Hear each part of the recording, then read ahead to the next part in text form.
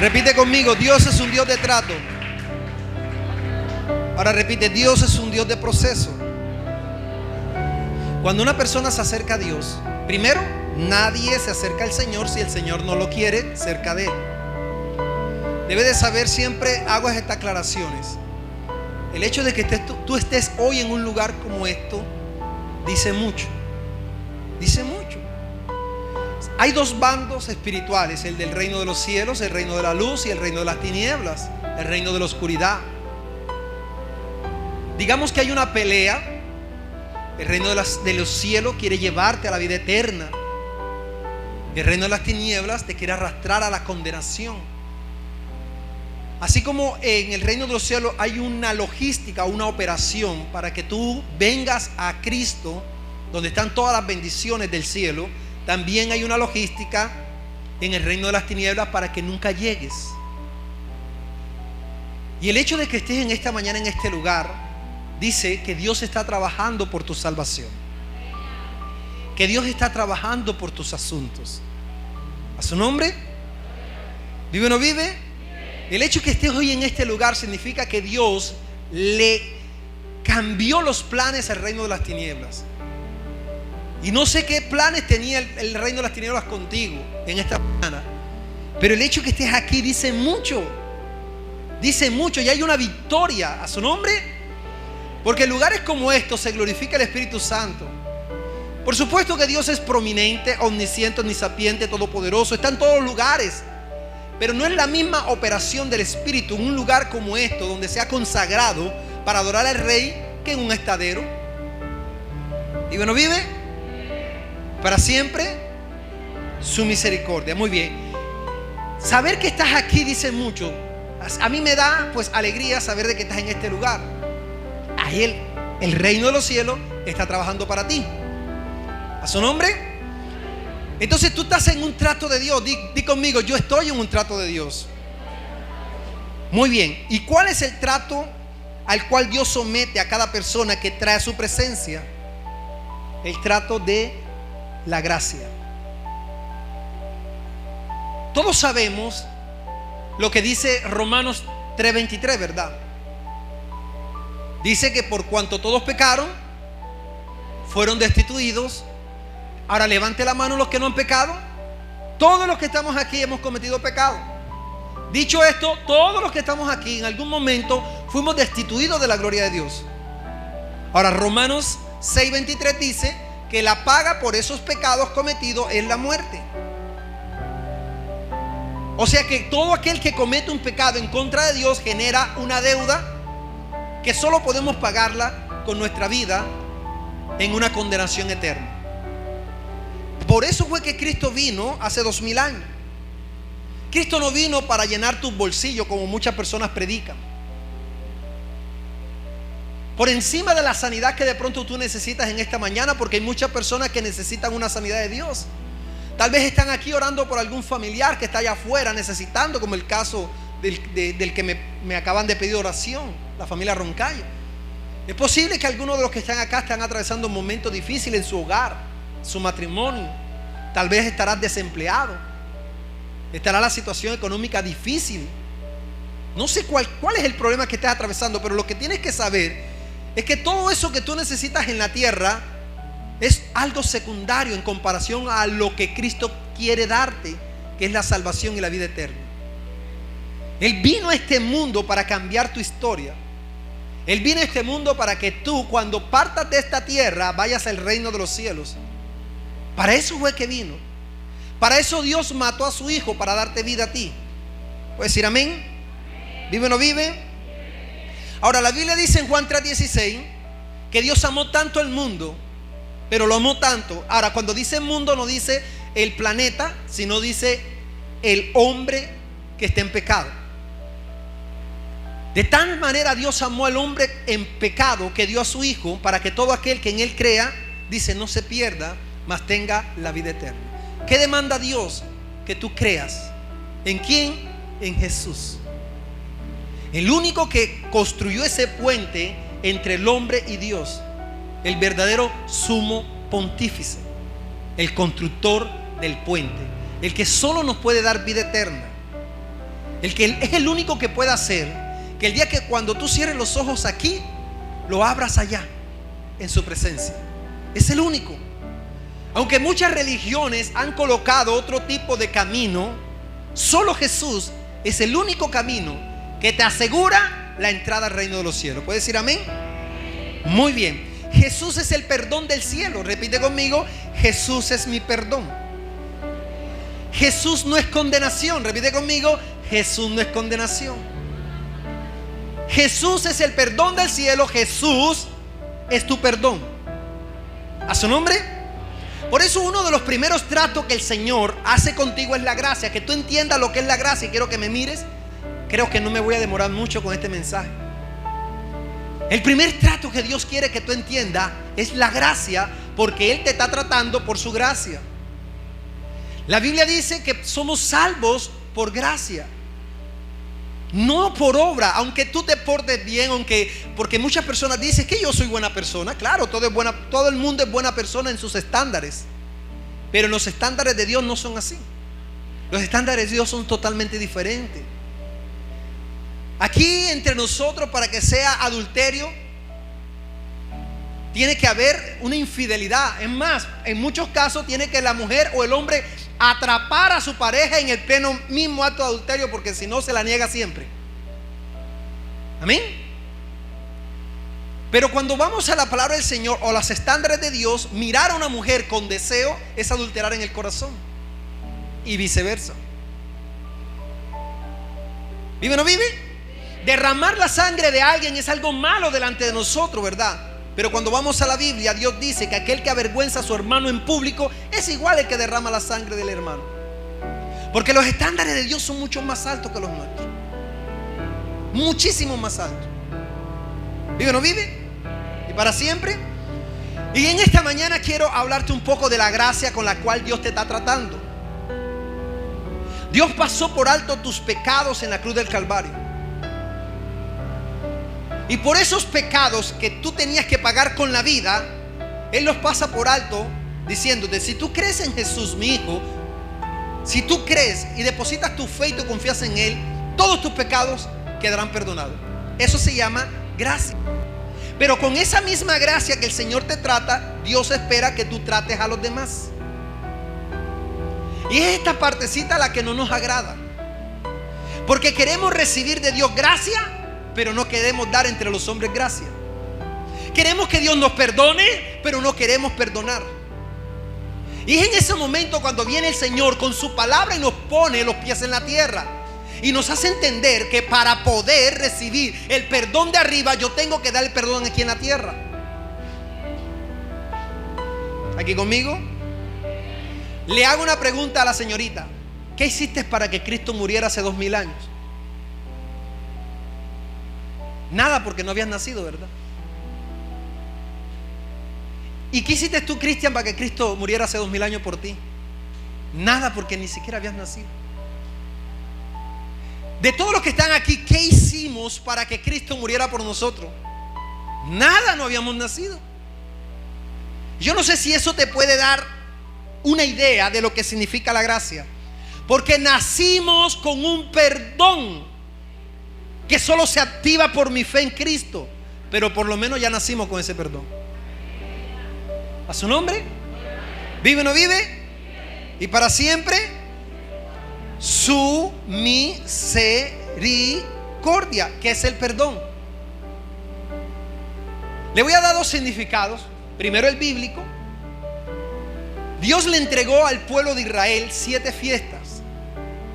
7 fiestas para que durante todo el año se las celebrara. Dentro de esas 7 fiestas, le entregó una fiesta llamada el Yom Kippur, o la fiesta de expiación, el día del perdón.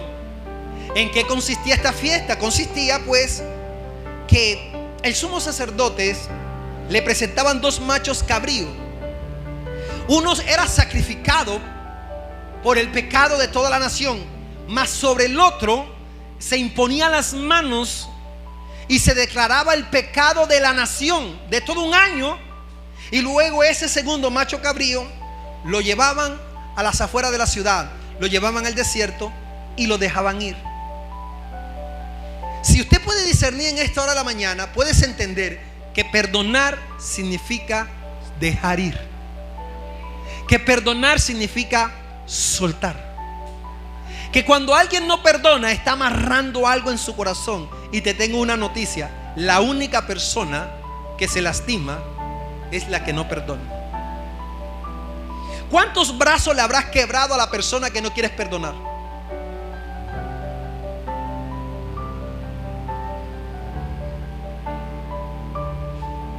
¿Cuánto daño le has hecho a la persona que tú en tu corazón tú sientes resentimiento? ¿Te la has podido desquitar, por decir de esta manera, guardando resentimiento con alguien?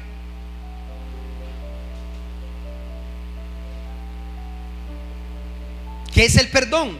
Remisión, absolución, gracia, X, Y y Z. ¿A su nombre? ¿Vive o no vive?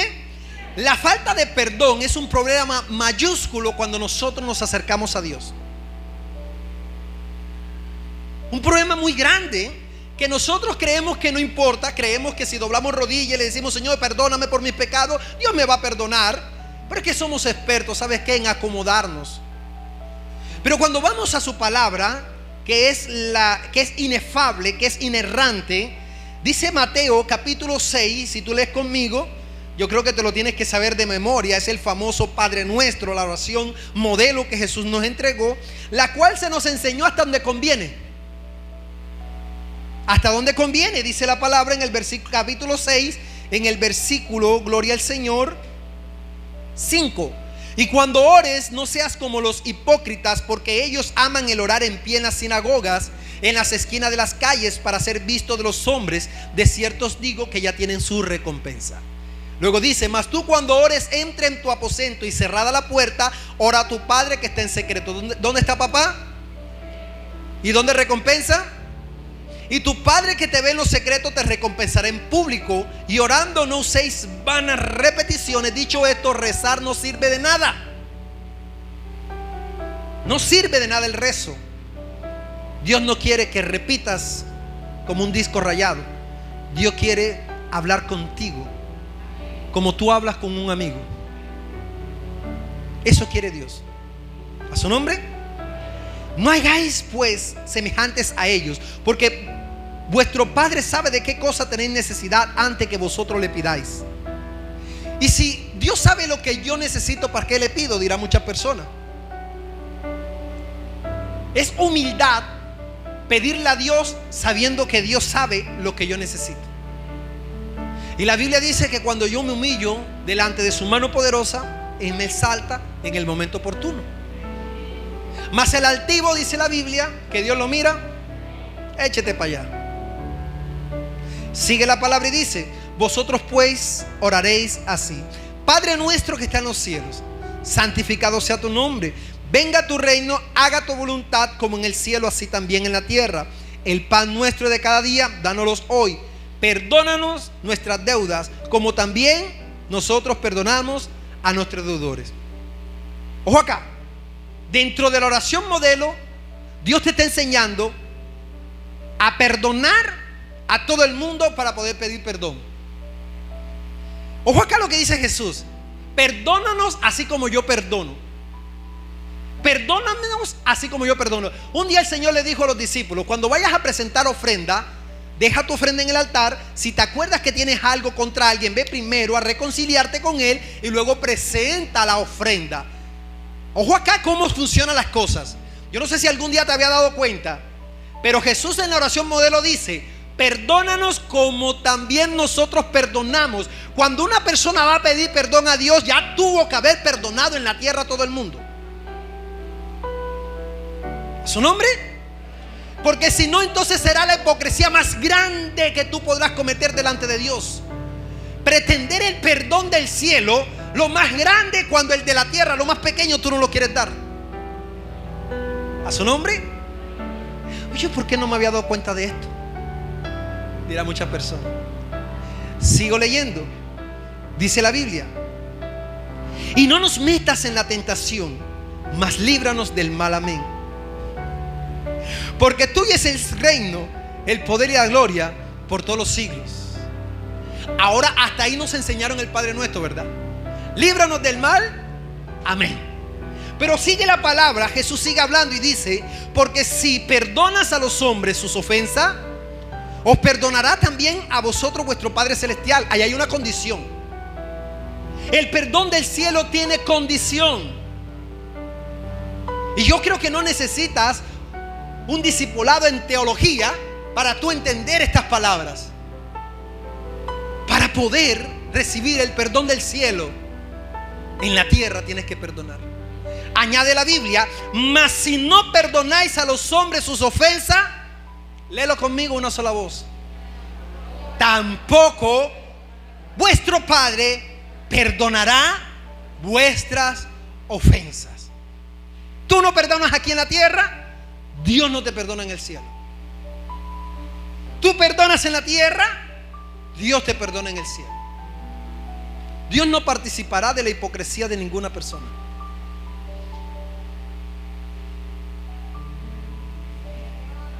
Dale palmas fuerte a Dios y disimula.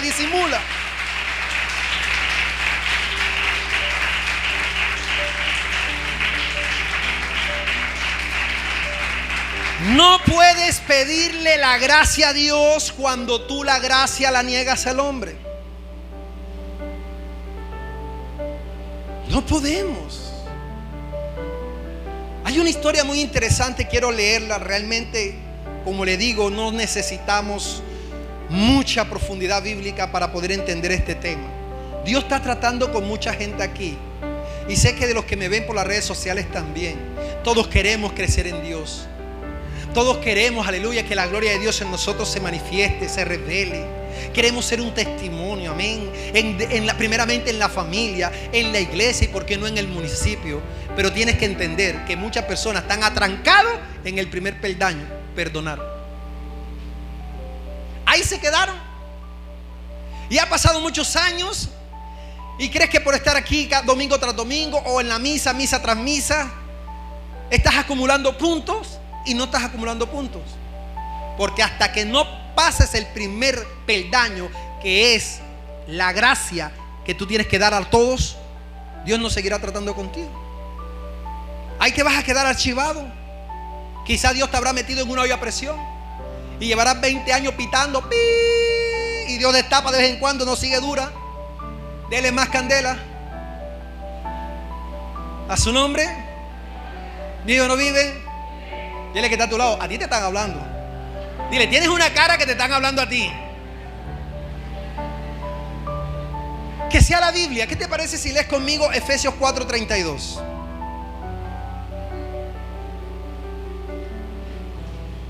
Efesios 4:32 dice, ojo lo que dice: antes sed benignos unos con otros, misericordiosos, perdonando unos a otros, como también os perdonó a vosotros Cristo. Interesante, ¿verdad? Aquí le están hablando a la iglesia que perdonó Jesús. La cita que habíamos leído antes había sido antes de la cruz del Calvario, antes que se estableciese el pacto. Pero ahora aquí estamos hablando ya después de haberse establecido el pacto. Y realmente es muy preocupante de que haya alguien que se llame ser cristiano y que todavía tenga resentimiento en su corazón. Es muy preocupante y es muy delicado de que hayan personas que se atrevan a decir: mi vida le pertenece a Cristo, pero resentió con los papás, resentió con el padre de sus hijos aunque ya no viva con él, resentido con los hermanos, y peor, mucho resentió con Dios. Muy preocupante y muy delicado, pero muy delicado. Lee conmigo Colosenses capítulo 3 versículo 13. ¿Qué dice el apóstol a la iglesia de Colosa? Colosenses 3:13 dice: soportaos unos a otros. Dile a la persona que está a tu lado, sopórtame. Pero míralo, dile, sopórtame como Cristo te soporta a ti.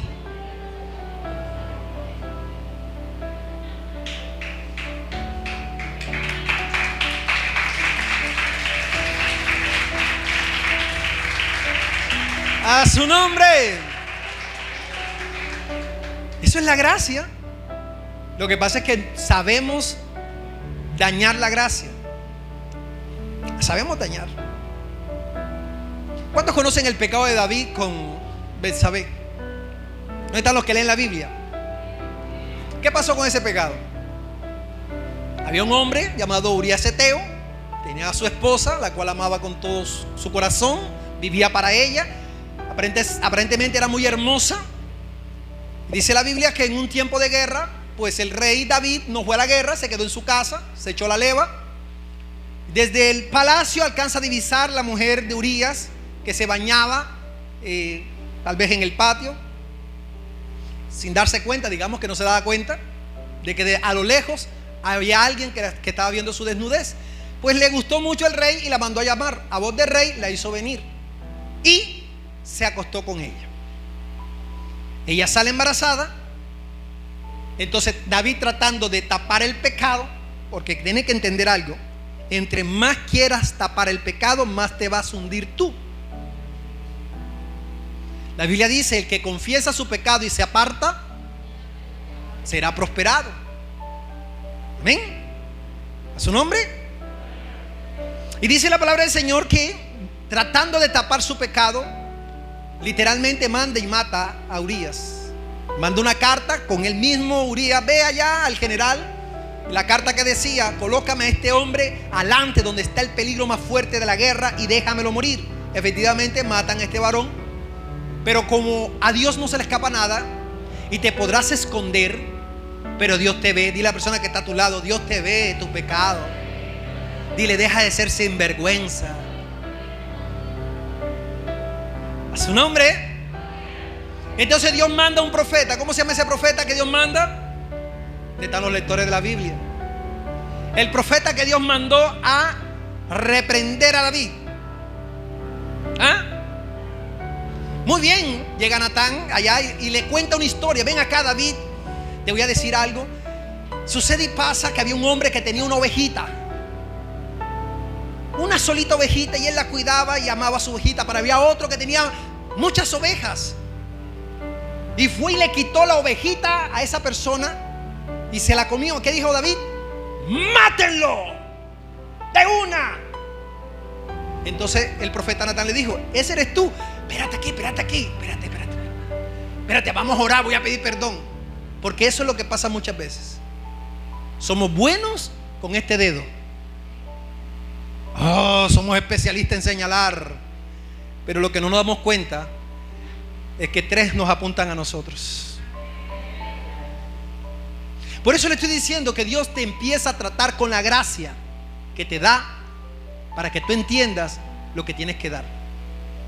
Y si alguno dice que merece el perdón del cielo, pues cuidado, le cae un rayo. Porque ninguno de los que está aquí merece ser perdonado por Dios. Mas sin embargo Dios te perdonó. No habías ni nacido, no habías cometido ni pecado, y en la cruz del Calvario habías negociado tu vida. Eso se llama gracia.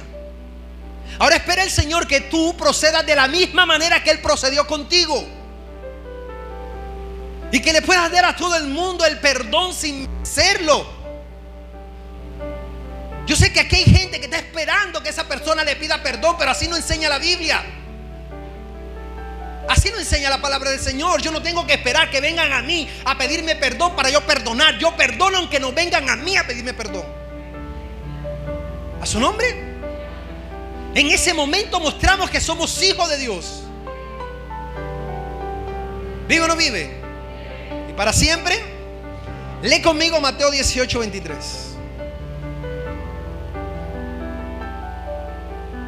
Porque alguien tiene que salir de esa equivocación. No perdonar es lo peor que tú puedes hacer. Mateo 18:23 dice: Por lo cual el reino de los cielos es semejante a un rey que quiso hacer cuenta con sus siervos. Y comenzó a hacer cuenta, y le fue presentado uno que le debía 10,000 talentos, una fortuna, algo impresionante. Un talento de ciclo de oro, si no estoy mal, está como en $300,000. Una fortuna gigantesca. A este, como no pudo pagar, ordenó su señor venderle y a su mujer e hijo y todo lo que tenía para que se le pagase la deuda. Entonces dice la Biblia, entonces aquel siervo postrado le suplicaba diciendo: Señor, ten paciencia conmigo y yo te pagaré todo. El señor de aquel siervo, movido a misericordia, le soltó. Ojo acá, ¿qué significa perdón? Dejarir. Le soltó y le perdonó la deuda. Pero saliendo aquel siervo halló a uno de sus consiervos, acabando de recibir el perdón, con muchas personas que aquí le vienen a pedir perdón al Señor, y una vez salen de este lugar, se les olvida el trato que recibieron de Dios. Se les olvida. Dice la palabra que saliendo halló un consiervo que le debía 100 denarios, imagínate tú, de una fortuna a casi nada. ¿Cuánto vale un denario? Pues un día de trabajo, aproximadamente como hoy en día 30,000 pesos. Estamos hablando de 300,000 contra una fortuna que le perdonaron. Dice la palabra del Señor. Y haciendo de él, le ahogaba, lo cogió por el cuello, diciéndole: págame lo que me debes. Entonces su consiervo, postrándose, hizo lo mismo que él. Postrándose a los pies, le rogaba diciendo: ten paciencia, la misma palabra, ten paciencia conmigo, yo te pagaré todo. Mas él no quiso, sino fue y le echó en la cárcel hasta que le pagase la deuda. Dice la Biblia: viendo sus consiervos lo que pasaba, se entristecieron. O sea que cuando le perdonaron la deuda, había alguien que estaba viendo. ¿A su nombre? Cuando Dios te perdona, hay muchos testigos de ese perdón. Están los ángeles, está la iglesia. Dice la Biblia: y fueron y le refirieron a su señor todo lo que había pasado. Entonces, llamándole su señor, le dijo: siervo malo, toda aquella deuda te perdoné porque me rogaste. ¿No debías tú también tener misericordia de tu consiervo como yo tuve misericordia de ti? Entonces su señor, enojado, le entregó a los verdugos hasta que pagase todo lo que debía. Así también mi Padre, ojo lo que dice Jesús, así también mi Padre Celestial hará con vosotros si no perdonáis de todo corazón a cada uno, a sus hermanos, sus ofensas. Eso hace el Señor. Cuando tú, en tu soberbia, no quieres perdonar algo inferior a lo que Jesús te perdonó en la cruz del Calvario. ¿Vive o no vive? Y para siempre. La falta de perdón va de la mano de un resentimiento. Ojo acá, porque aquí hay una cadena muy interesante. Porque si usted alza su mano espiritual para que no se den cuenta que es usted, aquí hay muchos resentidos. Y le digo que el resentido no pasa del mismo lugar. Ahí se queda hasta que perdones. Cuando perdona, Dios sigue tratando contigo. ¿Y cuántas veces Dios no habrá ido y venido y se dará cuenta? No, todavía estás en la misma. Bueno, seguimos hablando. Vamos a ver, ya pasaron 2 años. A ver, ya perdonaste. No, ahora estás peor. Bueno, en 5 años vengo. Y así se le han pasado todo su cristianismo, viendo cómo Dios en otro hace maravillas, porque no han podido pasar el primer peldaño, que es el perdonar a los demás. A su nombre. ¿Vive o no vive? La falta de perdón va de la mano del resentimiento. Y usted sabe que el resentimiento es volver a sentir. El hombre resentido no deja de sentir lo que le hicieron. Ese es el hombre resentido. Ahora, ¿quién se hace daño con el resentimiento? Pues el resentido. A su nombre. Deja de sentir lo que te hicieron. Deja de sentir lo que viviste para que empiece un proceso de sanidad. Falta de perdón va de la mano del resentimiento. Resentimiento es volver siempre a sentir lo que te hicieron. Y es que no puedo perdonar porque es que él me hizo esto, me hizo aquello. Por eso es que no puedes perdonar, porque no dejas de recordar lo que te hicieron. No puedo. Él estaba vestido de camisa roja, los botoncitos eran negros. Si ese día tenía él el peinado, se acuerdan de todo. ¿Pero para qué? Para no olvidar. El propósito del resentimiento es ese: mantenerte sintiendo el mismo dolor. ¿Quién tiene una herida y se la lastima todos los días? Nadie, en verdad, porque no le va a sanar. Así es el resentimiento. Si siempre estás acordándote de lo que te hicieron una y otra vez, jamás vas a llegar a sanar, porque no olvidas. ¿Vive o no vive? Ahora, ¿cómo hago para dejar de sentir? Pues el apóstol Pablo nos enseña en Filipenses 4:8, si tú lees conmigo. Filipenses 4:8.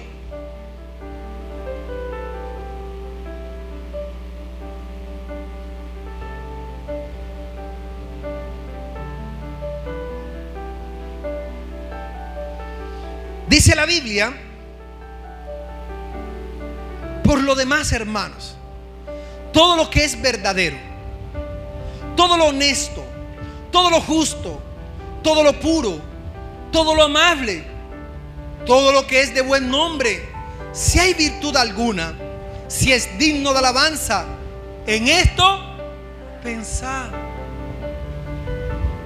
¿Cómo yo me salgo del resentimiento? Dejando de pensar lo que me hicieron, dejando de pensar lo que viví.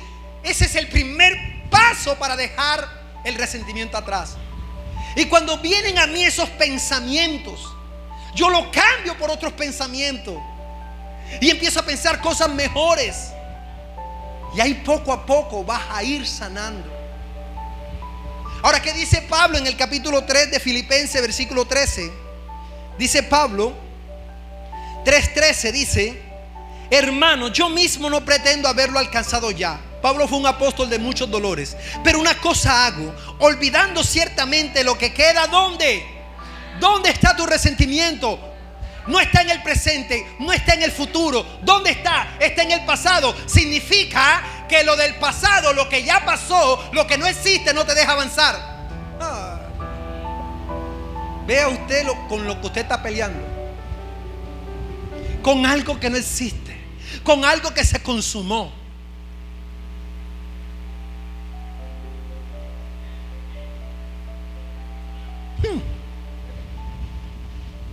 Vaya y venga lo que está aquí en el presente. Vaya y venga lo que no me deja avanzar.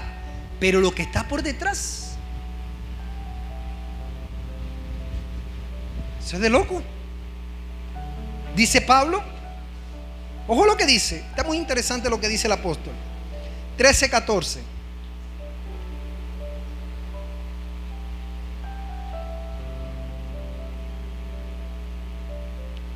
Ciertamente, dice, pero una cosa hago, olvidando ciertamente lo que queda atrás y extendiéndome lo que está delante, prosigo a la meta, al premio del supremo llamamiento de Dios en Cristo Jesús.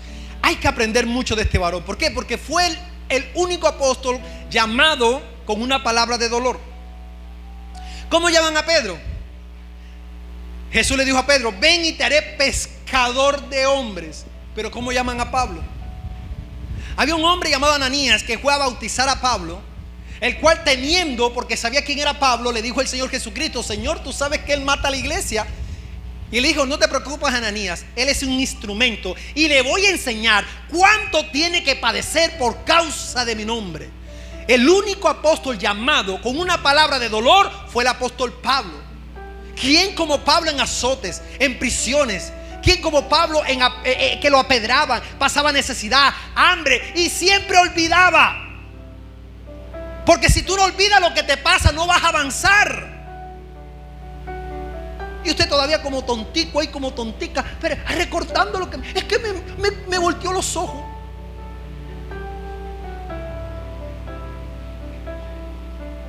Me dijo que me veía fea con el de risa. Y se inventan unas tonterías para amarrarse y para no quedar. Está bien, ¿qué puedes hacer por lo que te pasó? Listo, se te murió tu papá, se te murió tu mamá. Listo, te dejaron con 4 niños chiquiticos. Te cambiaron por una maluca. ¿Qué puedes hacer? Olvida. Deja eso atrás y sigue avanzando.